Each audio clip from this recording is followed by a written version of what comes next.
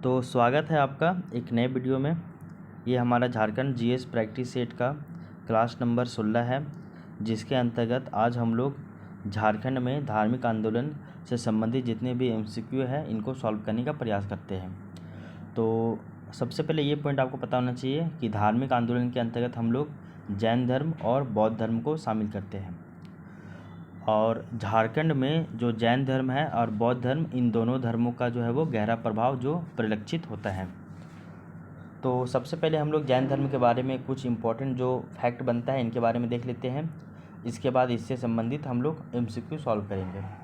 तो जैन ग्रंथों में भगवान महावीर को लोरे ए यादवों की यात्रा का जो है वो संदर्भ है, जिसका मुंडारी भाषा में जो अर्थ है वो आंसुओं की नदी के लिए बताया गया है।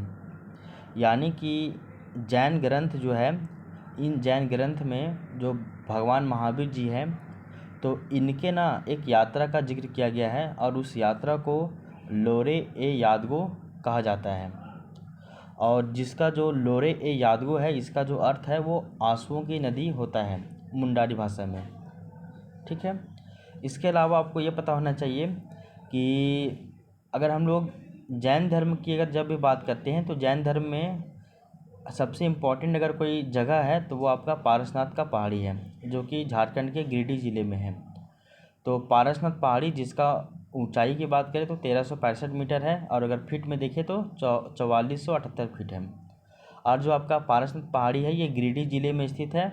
और जो पारसनाथ पहाड़ी है यहाँ जैनियों के जो 23वें तीर्थंकर रहे हैं, जिनका नाम है पार्श्वनाथ। तो 23वें तीर्थंकर पार्श्वनाथ का यहाँ पे निर्वाण होता है। और वो जो निर्वाण होता है कब होता है तो 717 ईसा पूर्व में होता है। ये पारसनाथ की पहाड़ी पर निर्वाण प्राप्त करने वाले अंतिम तीर्थंकर थे। तो आपको ये पॉइंट पता होना चाहिए कि जैन धर्म के टोटल 24 तीर्थंकर थे। तो 24 तीर्थंकर में से जो 20 तीर्थंकर है उनका जो निर्वाण हुआ है वो पारसनाथ की पहाड़ी पे हुआ है।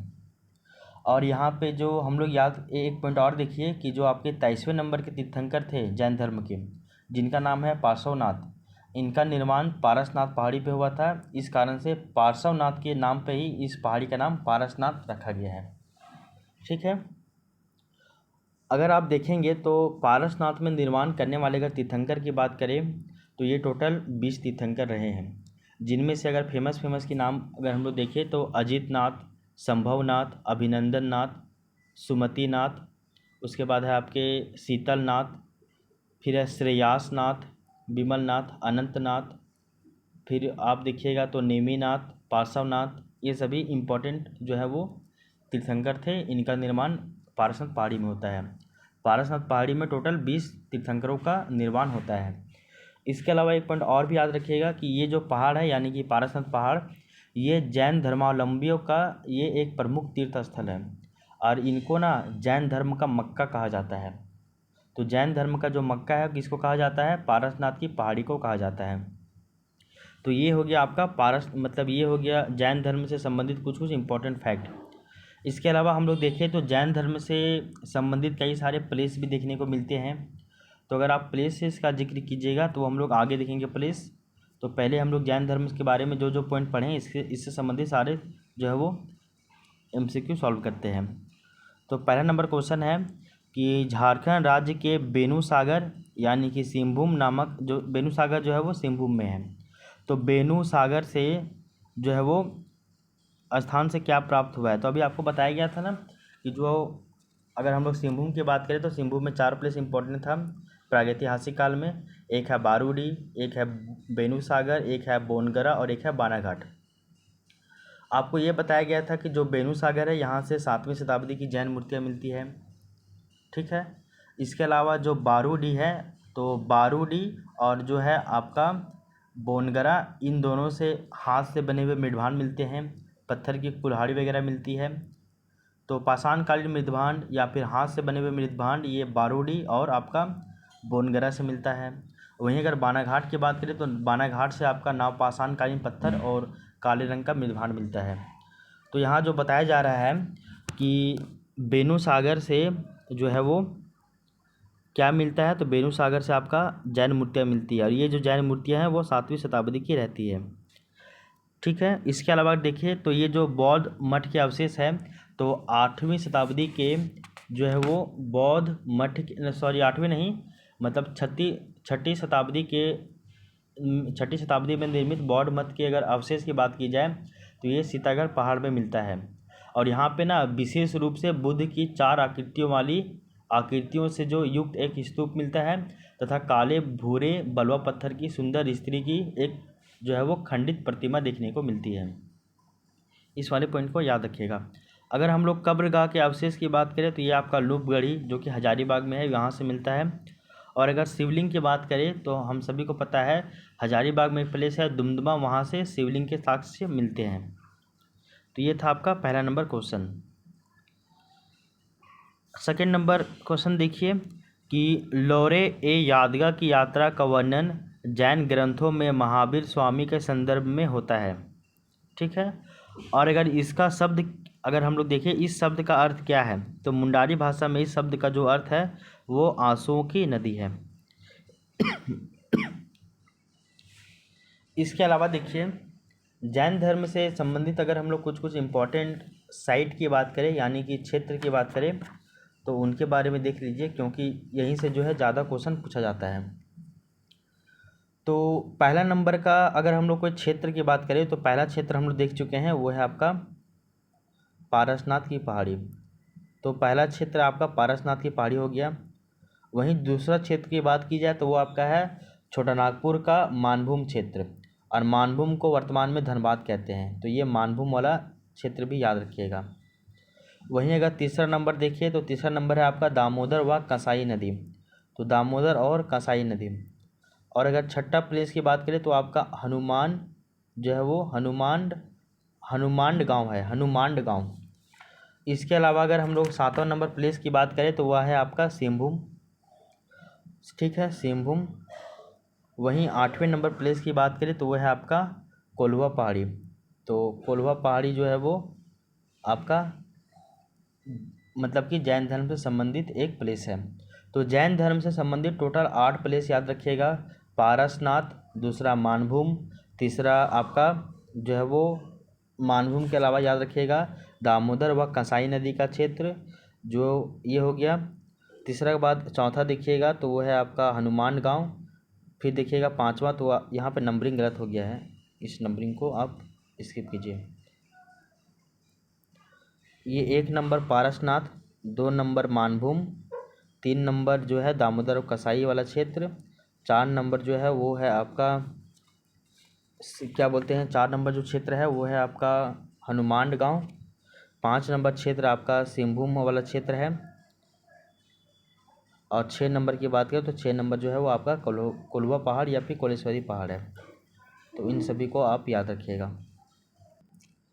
तो ये जो है ये 6 प्लेस आपका जैन धर्म से संबंधित है।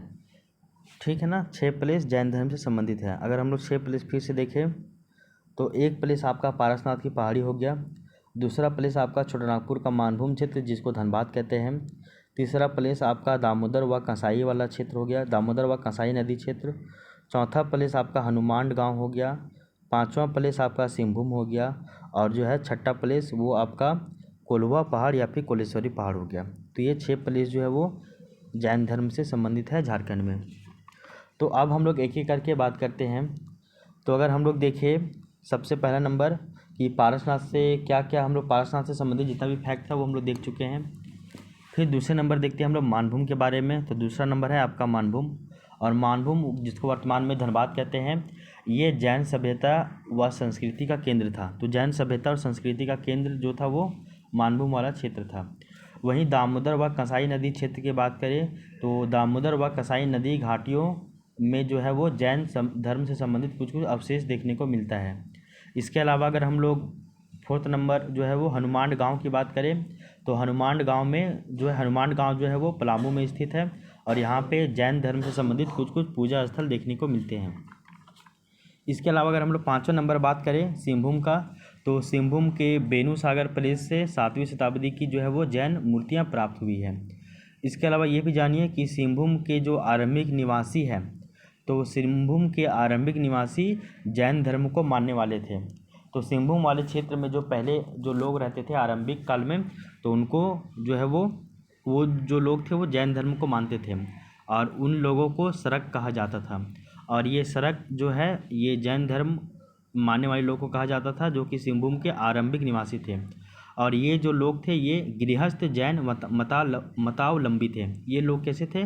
तो गृहस्थ जैन मतावलंबी थे।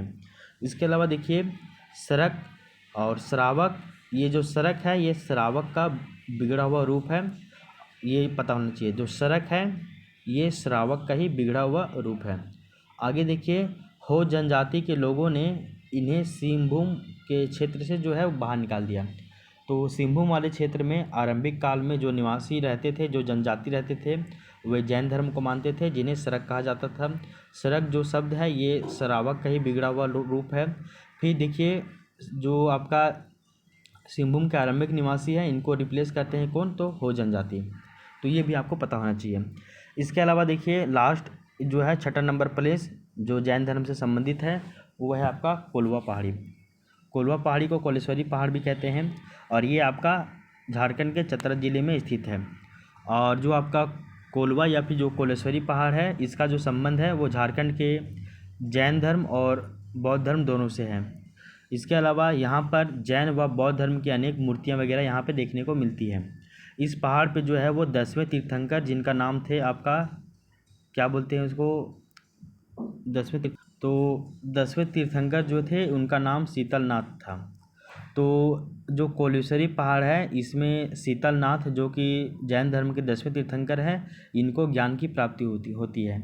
अभी आपको बताया गया था कि 24 में से 20 तीर्थंकरों का जो ज्ञान का प्राप्ति है वो पारसनाथ में हुआ और 10वें तीर्थंकर जो है इनका नाम शीतलनाथ है और इनको ज्ञान की प्राप्ति जो है वो कोलेश्वरी पहाड़ में होती है। इसके अलावा देखिए कोलेश्वरी पहाड़ या फिर कोल्वा पहाड़ में यहाँ पर 9 जैन जो है तीर्थंकरों की मूर्तियाँ हैं। तो 9 जैन तीर्थंकरों की प्रतिमा है कोल्वा पहाड़ में। इसके अलावा देखिए इस पहाड़ के पत्थर पर एक पद चिन्ह बना हुआ है जिसे जैन धर्म के जो अनुयायी हैं वो पार्श्वनाथ का पद चिन्ह मानते हैं। तो कोल्वा पहाड़ में एक पद चिन्ह भी है जिसको जो है वो जैन धर्म के अनुयायी लोग जो है वो पार्श्वनाथ का ही पद चिन्ह यानी कि पैर का निशान मानते हैं। तो ये तो हम लोग समझ गए हैं जैन धर्म से संबंधित प्लेस जो कि कितने हैं? टोटल 6। पहला आपका पारसनाथ, दूसरा छोटा नागपुर का मानभूम जिसको धनबाद कहते हैं, तीसरा दामोदर व कसाई नदी क्षेत्र, चौथा हनुमान गांव, पांचवा सिंहभूम का बेनू सागर और छठा कोल्वा पहाड़। तो चतरा का कोलेश्वरी या फिर कोल्वा पहाड़। तो यहाँ तक ये आपका जैन धर्म कंप्लीट हो जाता है। अब हम लोग जैन धर्म से संबंधित जितने भी MCQ बनते हैं इनको सॉल्व करते हैं। तो क्वेश्चन नंबर 3 देखिए झारखंड के निम्नलिखित में से किस स्थान का संबंध जैन धर्म से है? तो अभी आपको बताया गया था हनुमान गांव जो है ये पलामू में है और इनका संबंध जो है वो जैन धर्म से है। और हनुमान गांव से यहाँ पे जैन धर्म के कुछ अवशेष जो है वो मिलते हैं यानी कि पूजा स्थल के अवशेष मिलते हैं। मूर्तियाँ गांव आपका बौद्ध धर्म से संबंधित है। करुआ जो गांव है ये भी आपका बौद्ध धर्म से संबंधित है, ठीक है ना। और ये एक और प्लेस जो है यहाँ पे ईचागढ़, तो ईचागढ़ जो है वो ये भी आपका बौद्ध धर्म से संबंधित है। तो मूर्तिया गांव, करुआ गांव, ईचागढ़ ये सभी बौद्ध धर्म से संबंधित है, जबकि हनुमान गांव आपका जैन धर्म से संबंधित है। क्वेश्चन नंबर 4 देखिए कि सड़क क्या है? तो सड़क के बारे में बताया जाता है कि झारखंड की एक जनजाति है, तो ये झारखंड की जनजाति नहीं है। बी नंबर की सिंहभूम के आरंभिक निवासी जो जैन धर्म को मानते थे, ये सही बात है। तो सिंहभूम के आरंभिक निवासी जो कि जैन धर्म को मानते थे इन्हें सरक कहा जाता था। ऑप्शन नंबर सी देखिए झारखंड में बौद्ध धर्म से संबंधित एक प्रमुख स्थल या स्थान, ये गलत बात है। क्वेश्चन नंबर 5 देखिए कि पारसनाथ की पहाड़ी वो कहाँ स्थित है? तो दुमका में नहीं, देवघर में नहीं, साहिबगंज में भी नहीं, ये आपका गिरिडीह में है। क्वेश्चन नंबर 6 देखिए पारसनाथ की पहाड़ी किस धर्म का जो है वो प्रमुख तीर्थ स्थल है? तो पारसनाथ की जो पहाड़ी है वो जैन धर्म का प्रमुख तीर्थ स्थल है और इसे जैन धर्म का जो है वो मक्का भी कहा जाता है। तो जैन धर्म का मक्का जो है वो पारसनाथ पहाड़ी को कहा जाता है। पारसनाथ पहाड़ी की अगर हाइट की बात करें तो 1365 मीटर है और अगर इसको फीट में देखें तो 4478 फीट है। पारसनाथ पहाड़ी जो है वो गिरिडीह जिला में है और यहाँ पे 24 में से जो 20 तीर्थंकर है वो यहीं पे निर्वाण प्राप्त करते हैं। यहाँ पे 23वें तीर्थंकर जो है पार्श्वनाथ, इनका भी निर्वाण होता है। और पार्श्वनाथ का निर्वाण कब होता है? तो 717 ईसा पूर्व में होता है। और पारसनाथ की जो है वो मतलब सॉरी पारसनाथ का जो नाम है वो पार्श्वनाथ के नाम के आधार पे ही रखा गया था। अब देखिए हम लोग क्वेश्चन नंबर 7 की बात करें तो झारखंड के किस स्थान को जैन धर्म का मक्का कहा जाता है? तो आपको पता होना चाहिए, जो पारसनाथ है इसको जैन धर्म का मक्का कहा जाता है। हनुमान गांव ये भी जैन धर्म से ही संबंधित है। यहाँ से आपको जो जैन धर्म से संबंधित पूजा के स्थल देखने को मिलती है, ठीक है ना, ये भी आपको पता होना चाहिए। और एक है आपका दियापुर दालमी, ये आपका बौद्ध धर्म से संबंधित है, ठीक है ना। तो दियापुर दालमी बौद्ध धर्म से संबंधित है। अब आइए क्वेश्चन नंबर 8 की बात करें तो पारसनाथ पहाड़ी का निर्वाण प्राप्त करने वाले प्रथम जैन तीर्थंकर कौन थे? तो अभी आपको बताया गया था कि 24 में से 20 तीर्थंकर जो है वो पारसनाथ पहाड़ी में ही जो है वो निर्वाण प्राप्त करते हैं, जिनमें सबसे पहला नंबर देखिए तो वो आपके अजितनाथ है, दूसरा नंबर संभवनाथ है। इस तरह करते करते देखिएगा आप, ठीक है ना, तो ये आप याद रखिएगा। तो पारसनाथ पहाड़ी पे निर्वाण प्राप्त करने वाले प्रथम जो तीर्थंकर थे वो अजितनाथ थे। संभवनाथ ये दूसरे नंबर के तीर्थंकर थे, अजितनाथ पहले नंबर के थे, ठीक है ना। और अगर हम लोग शीतलनाथ की बात करें तो ये आपका जो है वो 9वें नंबर के थे, ठीक है ना। और वहीं अगर हम लोग यहाँ पे एक और ऑप्शन दिया हुआ है वो है आपका नेमिनाथ। तो नेमिनाथ जो था वो आपका 19वें नंबर का तीर्थंकर था। और 20वां नंबर का तीर्थंकर आपका पार्श्वनाथ था, जो कि जैन धर्म के 23वें तीर्थंकर थे, लेकिन निर्वाण की दृष्टि से ये 20वें नंबर में आते हैं पारसनाथ पहाड़ी पे। अब देखिए क्वेश्चन नंबर 9, तो जैन धर्म के 24 तीर्थंकरों में से कितने तीर्थंकरों ने पारसनाथ की पहाड़ी पे जो है वो निर्वाण प्राप्त किया? तो आपको पता होना चाहिए, क्वेश्चन ये है इसका ऑप्शन 20। और 20वां यानी कि लास्ट तीर्थंकर कौन थे? तो वो पार्श्वनाथ थे। और पार्श्वनाथ जो है वो जैन धर्म के कितने तीर्थंकर थे? तो 23वें नंबर के तीर्थंकर थे। आप देखिएगा तो पहले नंबर में आपका आता है अजितनाथ, दूसरा नंबर में आता है संभवनाथ, ठीक है, ये याद रखिएगा। 9वां नंबर में आता है शीतलनाथ, और 19 नंबर में आता है नेमिनाथ, और 20 नंबर में आता है पार्श्वनाथ। तो आई होप ये पॉइंट आपको समझ में आया होगा। क्वेश्चन नंबर 10 देखिए, पारसनाथ की पहाड़ी पर निर्वाण प्राप्त करने वाले अंतिम जैन तीर्थंकर का नाम क्या है? तो अभी आपको बताया गया था जो पार्श्वनाथ है ये जैन धर्म के 23वें तीर्थंकर थे।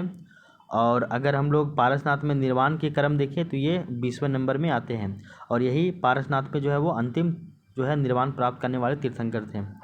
20 कंप्लीट हो गया। अब क्वेश्चन नंबर 11 देखिए, जैन धर्म के 23वें तीर्थंकर जिनका नाम पार्श्वनाथ था, तो पार्श्वनाथ का निर्वाण जो है वो झारखंड के पारसनाथ पहाड़ी पे हुआ। और इनका जो निर्वाण कब हुआ था? तो वो आपका 717 ईस्वी में पार्श्वनाथ को पारसनाथ पहाड़ी पे निर्वाण प्राप्त होता है। आगे देखिए क्वेश्चन नंबर 12 देखिए, ये भी जैन धर्म से ही संबंधित है कि चतरा जिले के कोल्हुआ पहाड़ के संबंध में निम्नलिखित में से कौन सा कथन सत्य है? तो इसके बारे में देखिए, कोल्हुआ या फिर कोलेश्वरी पहाड़ के बारे में पहला ऑप्शन है, इस पहाड़ पर जैन एवं बौद्ध धर्म की अनेकों मूर्तियों के अवशेष जो है वो अभी भी विद्यमान है, ये सही बात है। यहाँ पर 9 सर्प छत्रों युक्त जैन तीर्थंकरों की मूर्तियाँ हैं। तो इसके बारे में थोड़ा कन्फ्यूजन हो रहा है, इसको हम लोग आगे देखते हैं। ऑप्शन नंबर सी देखिए, इस पहाड़ के पत्थर पर एक पदचिन्ह है जिसे जैन धर्म के अनुयायी जो है वो पार्श्वनाथ का पदचिन्ह मानते हैं, ये भी सही बात है, ठीक है ना। तो ये आपका इसके बारे में था। यहाँ पे देखिए ये जो ऑप्शन बी दिया गया है कि यहाँ पे 9 सर्प छत्रों युक्त जैन तीर्थंकरों की प्रतिमा है, तो ये भी लगभग सही बात है। ये तो हम लोग जानते हैं कि कोल्हुआ पहाड़ पे जो है वो जैन धर्म बौद्ध धर्म दोनों का जो है वो साक्ष्य मिलता है, और दोनों धर्म का जो मूर्ति वगैरह यहाँ पे देखने को मिलता है। और इसी पहाड़ पे जो है 10वें नंबर के तीर्थंकर थे जिनका नाम जो है वो शीतनाथ। अच्छा सॉरी, हम ऊपर में थोड़ा सा गलती बता दिए थे। एक जो शीतलनाथ है इनका जो नंबर है वो 10वां नंबर, शीतलनाथ जो है वो 10वें नंबर में, सॉरी शीतलनाथ जो है वो 9वें नंबर में आते हैं। अच्छा सॉरी शीतनाथ नहीं होगा भाई, यहाँ पे शीतलनाथ ही होगा। तो इस पहाड़ पर जैन धर्म के 10वें तीर्थंकर जिनका नाम शीतलनाथ है, इनको ज्ञान की प्राप्ति होती है। तो शीतलनाथ है कि शीतनाथ है, इसको भी आप थोड़ा सा कन्फ्यूजन है, देख लीजिएगा। और ये तो यहाँ बताया गया है कि इस यहाँ पे जो है इस पहाड़ पे 9 जैन तीर्थंकरों की प्रतिमा है। तो 9 ठो जैन तीर्थंकरों की प्रतिमा तो बिल्कुल सही बात है, लेकिन वो सर्व छत्रों युक्त है कि नहीं है, वो कन्फ्यूजन वाला है। लेकिन यहाँ पे 9 ठो जैन तीर्थंकरों की प्रतिमा मिली है, ये बिल्कुल सही बात है। तो ऑप्शन नंबर डी, उपरोक्त सभी कथन जो है वो सही हो जाएगा। क्वेश्चन नंबर 13 देखिए, पलामू जिले के किस स्थान से जैन धर्म के कुछ पूजा स्थल मिले हैं?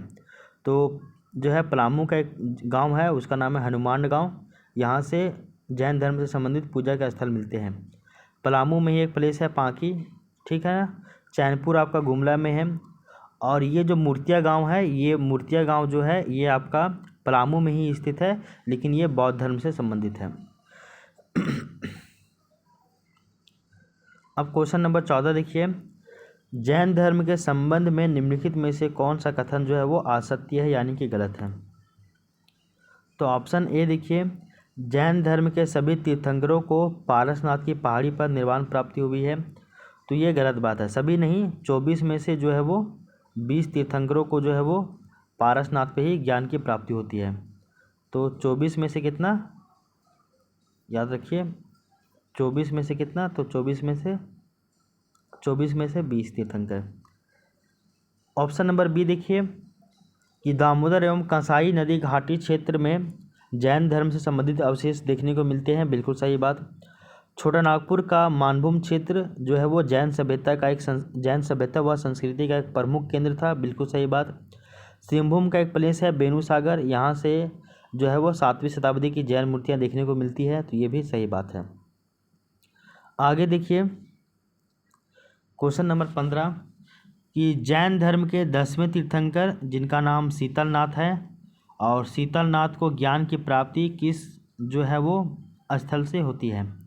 तो इसका जो सही उत्तर हो जाएगा आपका ऑप्शन नंबर बी, कोल्वा पहाड़। तो कोल्वा पहाड़ से जैन धर्म के 10वें तीर्थंकर जो है शीतलनाथ को ज्ञान की प्राप्ति होती है। अब देखिए क्वेश्चन नंबर 16 कि झारखंड के किस स्थल के संदर्भ में जैन समुदाय तथा स्थानीय आदिवासी समुदाय के बीच में विवाद बना हुआ है? तो एक झारखंड का प्लेस है जहाँ पे अभी बहुत ज़्यादा विवाद देखने को मिलता है। तो अगर हम लोग देखें वो प्लेस कौन सा है, उसकी बात की जा रही है। तो 16 का सही उत्तर हो जाएगा ऑप्शन नंबर बी। तो पार्श्वनाथ पहाड़ी, पार्श्वनाथ के नाम पे ही पारसनाथ पहाड़ी का नाम पड़ा है। तो पार्श्वनाथ को ही हम लोग बोलते हैं पारसनाथ पहाड़ी। और यहाँ पे पारसनाथ के जो पहाड़ी है, यहाँ पे जैन समुदाय में और आदिवासी समुदाय है। यहाँ की जो लोकल स्थानीय आदिवासी समुदाय है और जैन समुदाय, इन दोनों के बीच में कन्फ्लिक्ट है, यानी कि विवाद बना हुआ रहता है, ठीक है। तो ये पॉइंट भी आप याद रखिएगा। तो इस तरह से हम लोग झारखंड में जैन धर्म से संबंधित सारे जितने भी महत्वपूर्ण पॉइंट बन सकते थे, इनको कंप्लीट कर लिए हैं। जैन धर्म से संबंधित आप 6 प्लेस का नाम हमेशा जो है वो टिप पे याद रखिएगा। पहला पारसनाथ पहाड़ी, दूसरा छोटानागपुर का मानभूम क्षेत्र जिसको वर्तमान में धनबाद कहते हैं, तीसरा दामोदर व कंसाई नदी का क्षेत्र, चौथा जो है वो हनुमान गांव, पांचवा सिंहभूम का बेनूसागर प्लेस, और जो है छठा वो आपका कोल्वा या फिर कोलेश्वरी पहाड़। इसके बाद हम लोग चलिए बौद्ध धर्म की बात करते हैं। तो आपको बताया गया था कि जिस तरह जैन धर्म का जो है वो मतलब कि झारखंड में गहरा प्रभाव है, इसी तरह ठीक बौद्ध धर्म का भी झारखंड में गहरा प्रभाव देखने को मिलता है। तो बौद्ध धर्म के बारे में कुछ वैसा ज़्यादा फैक्ट नहीं है, बस इसके कुछ प्लेसेस के बारे में याद रखिएगा कि कुछ प्लेसेस में जो है वो बौद्ध धर्म से संबंधित कुछ ना कुछ साक्ष्य यानी कि सोर्सेज देखने को मिलते हैं। तो जिस तरह से हम लोग 6 प्लेस याद रखे थे जैन धर्म के बारे में, उसी तरह जो है वो 11-12 प्लेस आपको याद रखना है बौद्ध धर्म के बारे में। तो बौद्ध धर्म के बारे में सबसे पहले नंबर का जो प्लेस है ये है आपका कोरवा जो है केरवा पहाड़। और केरवा पहाड़ जो है ये यहाँ से बौद्ध का स्तूप मिलता है, तो पहला याद रखिएगा केरवा पहाड़। दूसरा देखिएगा वो प्लेस है आपका मूर्तिया गांव। तो मूर्तिया गांव जो है वो पलामू में है, और यहाँ पे सिंह शीर्ष और सिंह के समान मतलब सिंह शीर्ष समानांतर जो है वो सांची स्तूप जो है वो मिलता है। कहने का अर्थ है मूर्तिया गांव से जो है वो जो मूर्तिया गांव जो है वो पलामू में स्थित है और मूर्तिया गांव से ही एक सिंह का शीर्ष मिलता है जो कि सांची स्तूप के द्वार पे उत्कीर्ण जो सिंह है इससे ये मेल खाता है। तो यहाँ पे एक सिंह का शीर्ष मिलता है जो कि सांची स्तूप के द्वार पे जो उकेरा गया सिंह का शीर्ष है इससे ये मेल खाता है। तो ये मूर्तिया गांव के बारे में हो गया। जो आपका करवा या फिर जो केरवा गांव है यहाँ से बौद्ध स्तूप मिलता है। इसके बाद थर्ड नंबर प्लेस की बात करें तो वो है आपका सूरजकुंड। और सूरजकुंड जो है वो आपका हजारीबाग में है और इस सूरजकुंड जो है यहाँ से बुद्ध की प्रस्तर मूर्ति मिलती है। तो गौतम बुद्ध की प्रस्तर मूर्ति जो है वो सूरजकुंड से मिलती है। इसके अलावा चौथे नंबर प्लेस की बात करें तो वो है आपका बहोरनपुर। और बहोरनपुर जो है वो भी आपका कहाँ पे है तो ये भी हजारीबाग में ही स्थित है। और बहोरनपुर से जो है वो भगवान बुद्ध की 1200 वर्ष पुराने पाल कालीन मूर्तियाँ जो है वो प्राप्त हुई है। तो बहोरनपुर से 1200 साल पहले पाल कालीन मूर्ति वो प्राप्त हुई है गौतम बुद्ध की। पांचवा प्लेस अगर देखिएगा तो वह है आपका बेलवा दाग। और बेलवा दाग जो है वो खूंटी जिला में स्थित है और बेलवा दाग से बौद्ध विहार के अवशेष मिलते हैं। जिस तरह से सीतागढ़ पहाड़ में 6ठी शताब्दी के बौद्ध जो है वो मठ के अवशेष मिलते हैं, बौद्ध मठ के अवशेष मिलते हैं, तो ठीक इसी तरह जो है वो बेलवा दाग प्लेस से बौद्ध विहार के अवशेष मिलते हैं और बेलवा दाग खूंटी में है, याद रखिएगा बेलवा दाग। छठा अगर हम लोग देखें तो वह है आपका कटुंगा या फिर कटंगा गांव। तो ये जो कटंगा गांव है ये आपका गुमला ज़िले में स्थित है और यहाँ से भी बुद्ध की एक प्रतिमा मिलती है। सातवें नंबर प्लेस की बात करें तो वो आपका एक आपका कटंगा गांव हो गया, कटंगा या फिर कटुंगा गांव, और एक आपका पटम्बा गांव, ये है आपका पटम्बा। और जो पटम्बा गांव है ये आपका जमशेदपुर यानी कि पूर्वी सिंहभूम में स्थित है। और पटम्बा गांव से गौतम बुद्ध की जो है वो 2 ठो मूर्तियाँ मिलती हैं। इसके बाद 8वें नंबर प्लेस की बात करें तो ये आपका दियापुर दालमी है और दियापुर दालमी जो है वो धनबाद ज़िले में स्थित है, इसको याद रखिएगा। तो दियापुर दालमी यानी कि डीडी से याद रखिएगा दियापुर दालमी। और ये कहाँ पे स्थित है तो दियापुर दालमी जो है वो धनबाद ज़िला में स्थित है। इसके अलावा देखिए दियापुर दालमी से बौद्ध स्मारक मिलते हैं और दियापुर दालमी में ही जो एक प्लेस है बुद्धपुर, तो बुद्धपुर में जो है वो बुद्धेश्वर मंदिर देखने को मिलता है। इसके अलावा दियापुर दालमी में जो है वो बौद्ध स्थल दामोदर नदी के किनारे देखने को मिलते हैं। इसके अलावा अगर 9 नंबर प्लेस की बात करें 9वां नंबर तो वो आपका घोलमारा। और घोलमारा जो है यहाँ से गौतम बुद्ध की जो है एक खंडित मूर्ति मिलती है, तो घोलमारा से खंडित मूर्ति जो है वो मिलता है। 10वें नंबर प्लेस की बात करें तो वो आपका ईचागढ़ है और जो ईचागढ़ है ये आपका सरायकेला खरसावां में है। ईचागढ़ कहाँ है, सरायकेला खरसावां में स्थित है। और ईचागढ़ से तारा की मूर्ति मिलती है जो कि एक बौद्ध देवी है। तो तारा की मूर्ति मिली है जो कि एक बौद्ध देवी है, वो आपका ईचागढ़ से मिला है। और ईचागढ़ में जो तारा की मूर्ति मिली है जो कि एक बौद्ध देवी है, इसको रांची संग्रहालय में रखा गया है। 11वें नंबर प्लेस की बात करें तो वह है आपका हजारीबाग का सीतागढ़ पहाड़।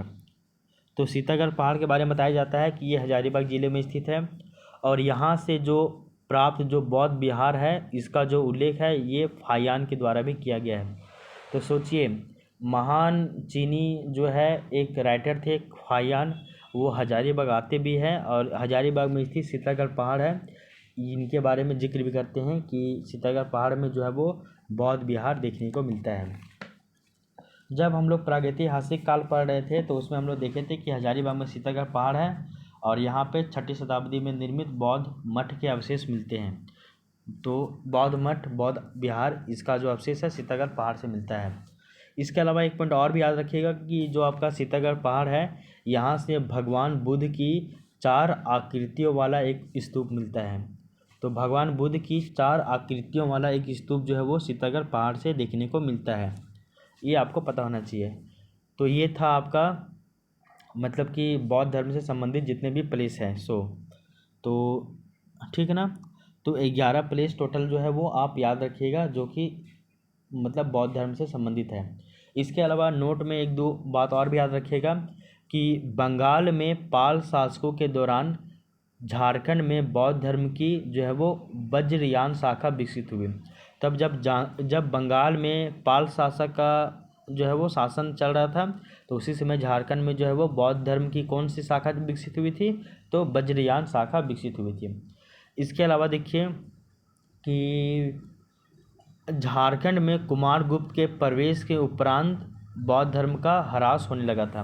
तो झारखंड में जब गुप्त काल स्टार्ट होता है, जिसमें एक शासक है कुमारगुप्त, तो कुमारगुप्त जब सत्ता में आते हैं तो उसके बाद जो है वो बौद्ध धर्म धीरे धीरे डिक्लाइन करने लगता है झारखंड में, ठीक है ना। तो इस पॉइंट को भी आप याद रखिएगा।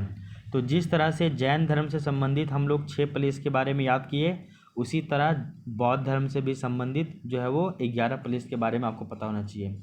बौद्ध धर्म से संबंधित 11 प्लेस कौन कौन है वो देखिए।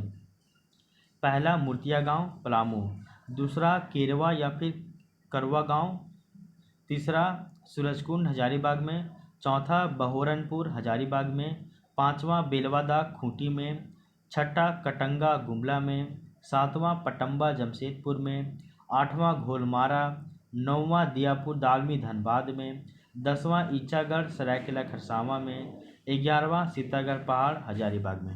ठीक है, तो आई होप ये सारे जो है 11 साइट या फिर क्षेत्र वो आपको पता हो गया होगा। अब हम लोग बौद्ध धर्म से संबंधित जितने भी MCQ बनते हैं इनको सॉल्व करते हैं। तो क्वेश्चन नंबर 17 देखिए, झारखंड के दियापुर दालमी नामक स्थान से बौद्ध स्मारक प्राप्त हुए हैं। ये दियापुर दालमी झारखंड के किस जिले में स्थित है, तो ये आपका धनबाद जिला में स्थित है। वहीं सरायकेला खरसावां की बात करें तो यहाँ पे जो है वो आपका ईचागढ़ स्थित है। वहीं अगर हम लोग पलामू की बात करें तो पलामू में जो है वो मूर्तिया गांव जो है वो स्थित है। तो पलामू में मूर्तिया गांव स्थित है, ठीक है ना। रांची में वैसा कोई प्लेस देखने को नहीं मिलता है। अब देखिए क्वेश्चन नंबर 18 की बात करते हैं। तो क्वेश्चन नंबर 18 बोल रहा है कि झारखंड के निम्नलिखित में से किस स्थान का संबंध वो जो है बौद्ध धर्म से था। तो अभी आपको बताया गया था मूर्तिया गांव जो है वो पलामू में है। यहाँ पे सिंह जो है वो शीर्ष सिंह के जो है वो मतलब ऐसे याद कीजिएगा कि जो आपका मूर्तिया गांव है ये पलामू में स्थित है, और यहाँ से एक जो है वो सिंह का शीर्ष मिला है, यानी कि सर मिला है। और ये जो शीर्ष है ये सांची स्तूप के द्वार पे जो उत्कीर्ण शीर्ष है सिंह का, उससे ये मेल खाता है। ठीक है, इस पॉइंट को याद रखिएगा। अगर हम लोग हनुमान गांव की बात करें तो हनुमान गांव जो है ये आपका जैन धर्म से संबंधित है, और हनुमान गांव से जैनियों की पूजा स्थल जो है वो प्राप्त होता है। मानभूम जो है ये भी आपका जैन धर्म से संबंधित है। यहाँ पे जैन सभ्यता का जो है वो और संस्कृति का केंद्र था। इसके बाद अगर पारसनाथ पहाड़ी की बात करें तो ये भी आपका जो है वो जैन धर्म से ही संबंधित है। तो केवल और केवल पलामू का मूर्तिया गांव ये आपका बौद्ध धर्म से संबंधित स्थल था। आगे देखिए क्वेश्चन नंबर 19 कि फाहियान के द्वारा हजारीबाग के निम्नलिखित में से किस स्थान से प्राप्त बौद्ध विहार का उल्लेख जो है वो किया गया है। तो हम सभी को पता है हजारीबाग में एक प्लेस है सीतागढ़ पहाड़, तो इसका जो जिक्र है वो फाहियान के द्वारा भी किया गया है कि यहाँ पे बौद्ध विहार देखने को मिलता है, ठीक है ना। और सीतागढ़ पहाड़ से ही भगवान बुद्ध की जो है वो 4 आकृतियों वाली एक स्तूप देखने को मिलती है। हम लोग जानते हैं दूध पानी जो है तो ये तो आपका प्रागैतिहासिक काल का एक साइट है, और हम लोग ये भी जानते हैं कि जो आपका दूध पानी है तो इस जो दूध पानी है इस दूध पानी से 8वीं शताब्दी के अभिलेख मिलते हैं। वहीं अगर हम लोग इसको देखें तो इसको भी आपका हजारीबाग में है, जहाँ पे जो है वो बड़े बड़े पत्थरों पर जो है वो आदि मानव के द्वारा निर्मित है। वो आपका खुला सूर्य मंदिर, आदि मानव, नक्षत्र मंडल, तारा मंडल और ये सब चित्र देखने को मिलता है। वहीं अगर बेनू सागर की बात की जाए तो बेनू सागर आपका जो है वो सिंहभूम में है, और यहाँ पे जो सिंहभूम में है बेनू सागर, यहाँ से 7वीं शताब्दी की जैन मूर्तियाँ देखने को मिलती हैं। क्वेश्चन नंबर 20 देखिए कि झारखंड के किस स्थान से भगवान बुद्ध की 4 आकृतियों वाली एक स्तूप देखने को मिलती है। तो हम सभी को पता है ये आपका सीतागढ़ पहाड़ हजारीबाग में है। यहाँ से आपका गौतम बुद्ध की 4 आकृतियों वाली एक स्तूप देखने को मिलती है, और सीतागढ़ पहाड़ का जो जिक्र है वो आपका ये फाहियान के द्वारा भी किया गया है कि यहाँ पे 8वीं शताब्दी में निर्मित बौद्ध मठ यहाँ पे देखने को मिलती है। 8वीं शताब्दी नहीं, 6ठी शताब्दी में निर्मित, ठीक है ना। ये हो गया। क्वेश्चन नंबर 21 देखिए कि हजारीबाग के किस स्थान से बुद्ध की प्रस्तर मूर्ति मिलती है। तो आपको पता होना चाहिए पद्मा भी हजारीबाग में है और ये कोई साइट नहीं है बौद्ध धर्म से संबंधित। इसको जो है वो आपका हजारीबाग में है, ये प्रागैतिहासिक काल से संबंधित एक साइट है। इचाक भी झारखंड मतलब हजारीबाग में स्थित है और यहाँ से कोई वैसा कुछ नहीं मिलता है। जबकि सूरजकुंड भी हजारीबाग में स्थित है और सूरजकुंड से जो है वो गौतम बुद्ध की जो है वो एक प्रस्तर मूर्ति देखने को मिलती है। तो सूरजकुंड जो कि हजारीबाग जिले में स्थित है, यहाँ से गौतम बुद्ध की प्रस्तर मूर्ति देखने को मिलती है। इसके अलावा देखिए क्वेश्चन नंबर 22 की बात करते हैं। तो बंगाल के पाल शासकों के शासन के दौरान झारखंड में बौद्ध धर्म का कौन सा संप्रदाय विकसित हो रहा था। तो ये बौद्ध धर्म का वज्रयान जो शाखा था वो यहाँ पे विकसित हो रहा था, ठीक है ना। हीनयान महायान जो है ये सभी दोनों जो है वो आपका जैन धर्म से संबंधित है। नहीं सॉरी इसको स्किप कीजिए।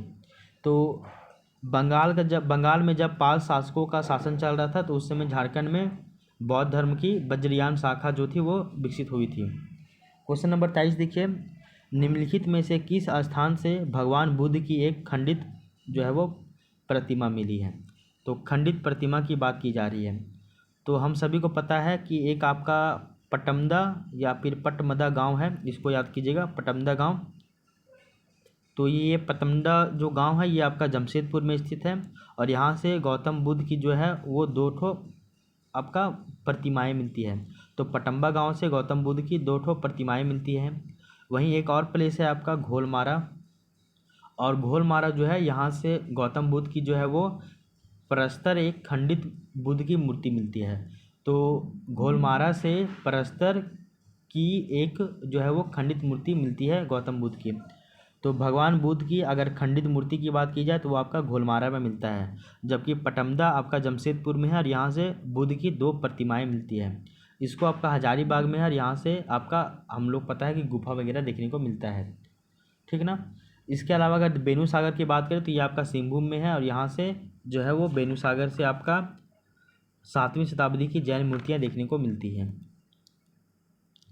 तो इस तरह से सभी ऑप्शन के तहत हम लोग कॉन्सेप्ट क्लियर करेंगे। 24 नंबर क्वेश्चन देखिए कि सिमडेगा जिले के किस स्थान से भगवान बुद्ध की एक प्रतिमा मिली है। तो ये बताया जा रहा है सिमडेगा के बारे में, ठीक है ना। तो हम सभी जानते हैं कि ये जो आपका मूर्तिया गांव है ये तो आपका पलामू में है और यहाँ से एक सिंह का शीर्ष मिलता है जो कि सांची स्तूप के द्वार पे उत्कीर्ण सिंह के शीर्ष से मेल खाता है। वहीं अगर हम लोग देखिए करवा गांव की बात करें तो करवा गांव जो है यहाँ से बौद्ध स्तूप प्राप्त हुई है। तो करवा गांव से क्या मिलता है, बौद्ध स्तूप मिलती है। इस पॉइंट को याद रखिएगा। तो करवा गांव से बौद्ध स्तूप मिलता है, बौद्ध स्तूप। अगर अंजन धाम की बात करें तो यहाँ से कोई भी इम्पोर्टेंट साइट वगैरह नहीं मिलता है। अगर कटुंगा गांव की बात करें हम लोग तो ये जो आपका कटुंगा गांव है ये आपका गुमला ज़िले में स्थित है। तो कटुंगा गांव आपका गुमला ज़िला में स्थित है और यहाँ से बुद्ध की प्रतिमा मिलती है। तो बुद्ध की प्रतिमा मिलती है वो कटुंगा गांव से मिलती है और कटुंगा गांव जो है वो आपका गुमला में स्थित है। तो क्वेश्चन नंबर यहाँ 24 में लिखा हुआ था सिमडेगा जिले, तो यहाँ सिमडेगा नहीं होगा, सिमडेगा कुछ नहीं बल्कि यहाँ पे गुमला होगा। और गुमला में एक प्लेस है आपका कटुंगा, ठीक है ना, कटुंगा गुमला में है, जबकि पटम्बा जो है वो आपका जमशेदपुर यानी कि पूर्वी सिंहभूम में है। तो इस पॉइंट को भी आप याद रखिएगा। अब देखिए क्वेश्चन नंबर 25 की बात करें तो 25 नंबर क्वेश्चन बताया जा रहा है कि जमशेदपुर के किस गांव से भगवान बुद्ध की 2 प्रतिमा मिली है। तो अभी आपको बताया गया था कि ये जो कटुंगा है ये आपका गुमला में है और यहाँ से गौतम बुद्ध की प्रतिमा मिलती है। वहीं ईचागढ़ की बात करें तो ईचागढ़ जो है वो आपका सरायकेला खरसावां में है और यहाँ पे एक मतलब कि तारा की मूर्ति मिलती है जो कि एक बौद्ध देवी है और इसको रांची संग्रहालय में रखा गया है। वहीं अगर हम लोग करवा गांव की बात करें तो करवा गांव से आपका जो है वो बौद्ध स्तूप प्राप्त होता है। वहीं अगर हम लोग पटम्बा गांव की बात करें तो पटम्बा गांव जो है वो आपका जमशेदपुर में स्थित है और यहाँ पे गौतम बुद्ध की जो है वो 2 प्रतिमाएं देखने को मिलती है, यानी कि ऑप्शन नंबर ए सही होगा। क्वेश्चन नंबर 26 देखिए कि खूंटी जिला के किस स्थान से बौद्ध विहार के अवशेष मिलते हैं। तो हम सभी को पता है कि ये जो आपका करवा है, ये करवा आपका यहाँ से बौद्ध स्तूप मिलता है। वहीं अगर बेलवा दाग की बात की जाए तो बेलवा दाग आपका खूंटी जिला में स्थित है और यहाँ से बुद्ध की ही प्रतिमा देखने को मिलती है। वहीं अगर देखिए हम लोग घोलमारा, तो घोलमारा जो है यहाँ से जो है वो गौतम बुद्ध की खंडित बुद्ध की प्रतिमा मिलती है। तो जो आपका घोलमारा यहाँ से परस्तर एक जो है वो गौतम बुद्ध की खंडित प्रतिमा मिलती है, घोलमारा से। तो घोलमारा से गौतम बुद्ध की एक खंडित जो है वो मूर्ति मिलती है, तो खंडित मूर्ति घोलमारा से मिलती है।